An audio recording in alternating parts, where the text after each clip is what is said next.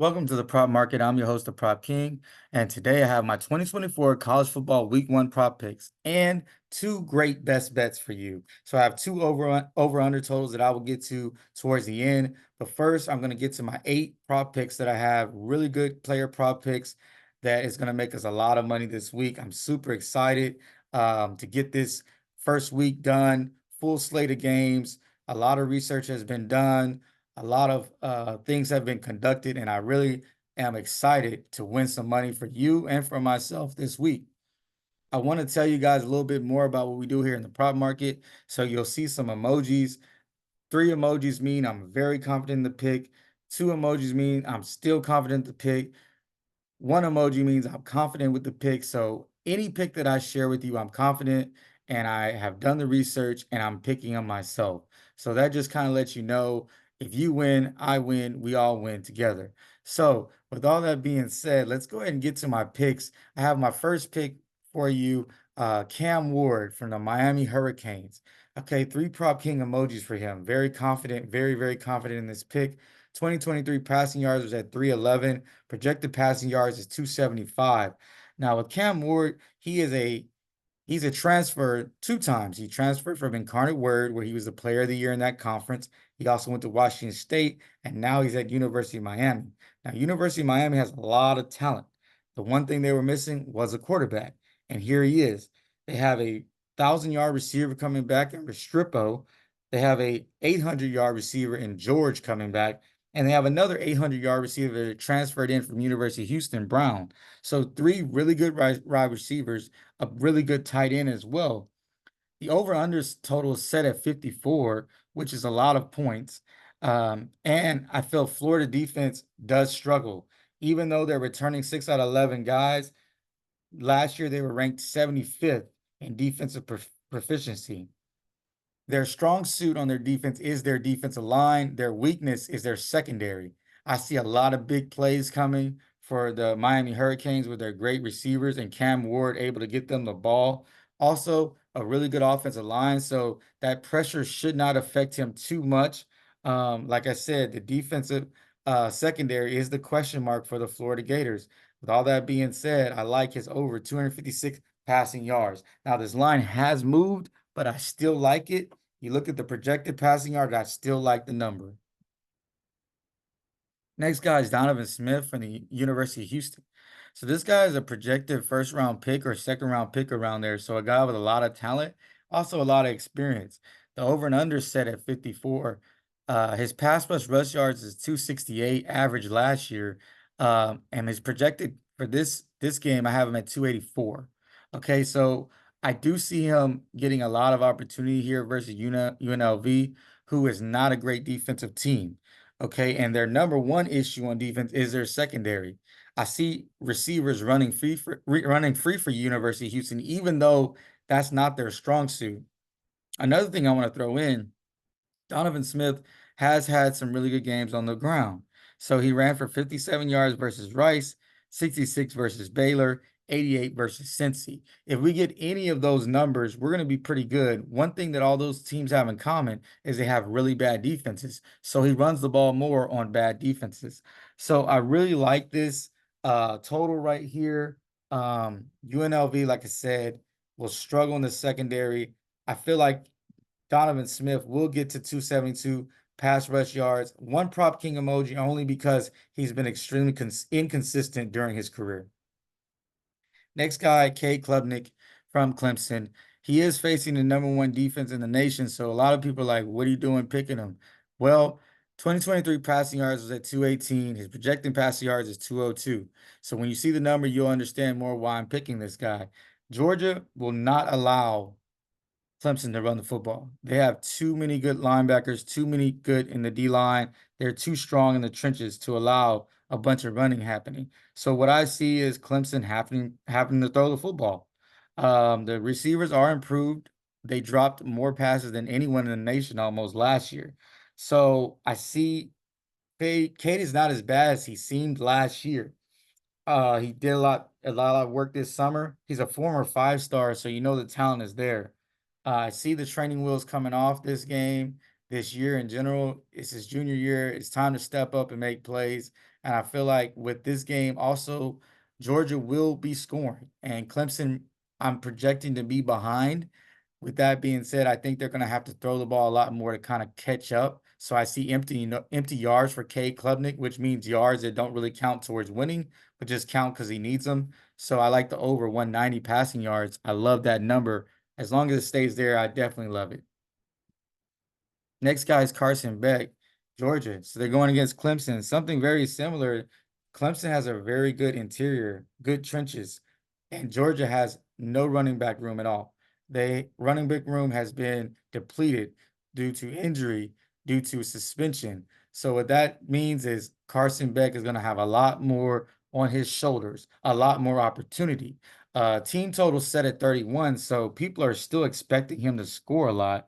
The over-under for the game is at 48. Like I said, 2023 passing yards, he was at 281 average. I got him projected at 272. He has a very good tight end and some good young wide receivers that people don't really know too much about. Even though Dominic Lovett has been around for a while, they have some good receivers that are coming back that can make plays, and I think he's going to have a lot of opportunities to throw the football versus Florida Gator defense. I mean, versus this Clemson defense, who really has a good defensive line, but they struggle in the secondary. So I see them taking the top off. Georgia has a good O line. They should be able to hold up against this pass rush. And I think the opportunities is going to be too high. I think Beck's usage rate is going to be there. He's also another guy that's supposed to be projected in the first round. I like his over 262 passing yards, way under his average last year. Next guy is Aiden Childs from Michigan State, 2023 passing yards. I didn't really mess with that because he only played very sparingly. So there's really no reason to really get into that. But his projecting passing yards, I have it at 223. Um, you look at this guy, he's got all the talent in the world, uber talented. A lot of people say he would have took DJU's job, but they showed some loyalty there. I like the way he plays the game. I like the fact that he left with his coach, so he's basically that coach's guy. Smith bought Childs here for a reason. And then here's another reason I love his pick. He's on record. You guys can look it up. He said, bet the over. He's telling the bettors, bet the over, basically saying, whatever my over is, bet it. I'm going to throw this football around the field. Hey, no one knows the offense. No one knows better than the actual quarterback. He told the bettors to bet the over. With that being said, and his talent, and he's not going against a great defensive team. I love his over 210 passing yards. I know it's already went up. It's still kind of where I'd bet it. If it gets any higher, then I would say no. It's up to 217. So that's where you're in the gray area. I would still do it, but definitely got to get on it at 217. Any higher than that, I'm not taking that bet. Next guy, Alec Anyumanor. Anyumanor. I'm probably saying it wrong from Stanford, but he is a stud. That's all you need to know. 2023 receiving yards, 84. Projected receiving yards, 81. This guy's the number one target for Stanford. He's a big body receiver. I saw him play last year a couple times, and he was very impressive. He's the clear number one guy. Not like last week. We don't have to worry about somebody else getting the targets. TCU defense versus the pass is a huge problem for them. You saw it last year. They give up all kind of long passes, a lot of long catches and easy opportunities for Alec to kind of get open. He's a good receiver. He catches the ball after the catch. He's really good at running the football. He has a good catch radius and he's a big target. I see them looking for him a lot. Like I said, the over-under is at 59, so it's going to be a lot of points, and I think that he's going to be one of the guys scoring them. So I like his over 70 receiving yards. Next guy is Brian Nesbitt from UNC. Now, Brian Nesbitt is an interesting guy. For me, I feel like he's the best target for the Tar Heels coming back, even though he plays tight end. Most targeted tight end for North Carolina last year and number 10 in the nation. So, he's going to get the bulk of the looks as far as across the middle of the field. Minnesota defense is good, but not great. different defensive coordinator coming in. I see this having an opportunity for Nesbitt to get there. His number is super low compared to last year. His average receiving yards is 49. I think he's doing nothing but getting better. They had some really high level receivers that they kind of lost. Even though the quarterback situation is in a little bit of turmoil, I still like Nesbitt only because he's a safety net in the middle of the field. Over 40.5 receiving yards. Like I said, a big target for a new quarterback is really important. Next pick is Drew Eller from Penn State. Now, Drew is a guy that you talk about training wheels, they've been on.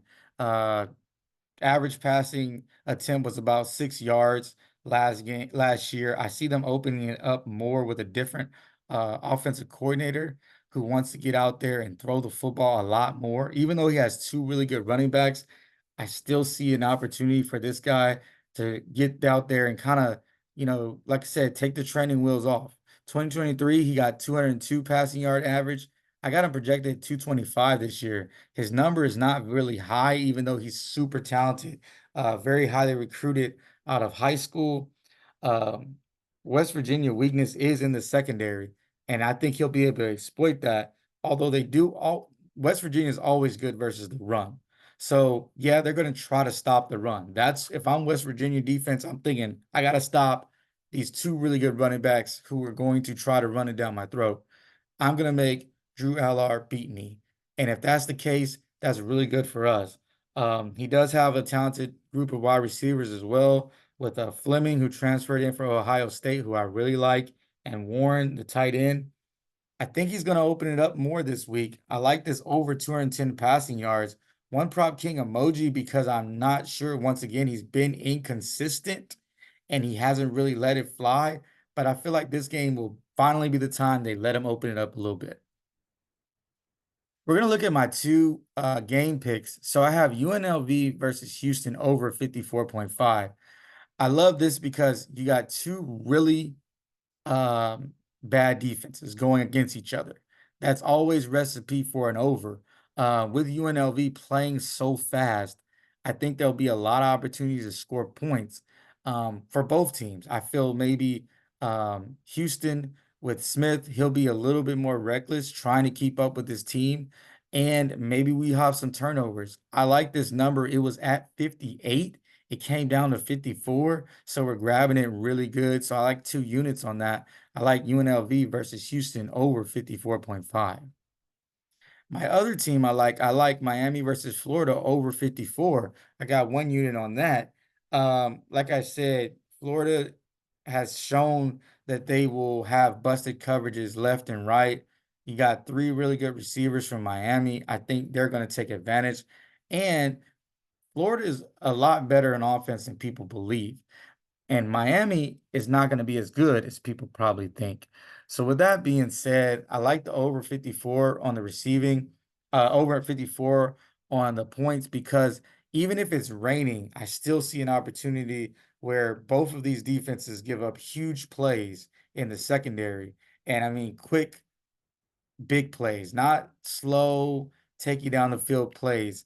I also think that with Damian Martinez at running back from Miami, they'll be able to punch in the short yardage touchdowns instead of settling for field goals. I see both of these coaches. It's a rivalry game. They're going to want to kind of come out there and put it to the other team. They're not going to want to be kicking a bunch of field goals. People are going to try to win touchdowns. So touchdowns are going to win this game. I like the over 54 for Miami versus Florida. Now to my recap. I got Ward over 256 passing yards. Like I said, that number has went up, but go ahead and grab it as soon as you can. Smith over 272 pass plus rush yards. Klubnik over 190 passing yards. Beck over 162 passing yards. Childs over 210 passing yards. Anion Moore over 70 receiving yards. Uh, Nesbitt over 40.5 receiving yards, and Alar over 210 passing yards. So I love all these picks. Some of them have moved and some of them will move before you get this video. But that's why it's very important to like and subscribe to the video and then have your notices on because I'll be your tour guide throughout this college football season. I really love these 8 picks. I will keep track of all our picks starting this week. So this week I will do a complete recap so you can see how I did last week, how much money we made, and how we did. So without further ado, I'm gonna go ahead and get to how I will have a video on Friday, probably to recap what I have here and add maybe 2 more picks. Also, because Prize Picks is a little slow in rolling these picks out. So I'm gonna get maybe another video coming up. So be on the lookout for that. Like I said, like and subscribe, and like always, let's cash.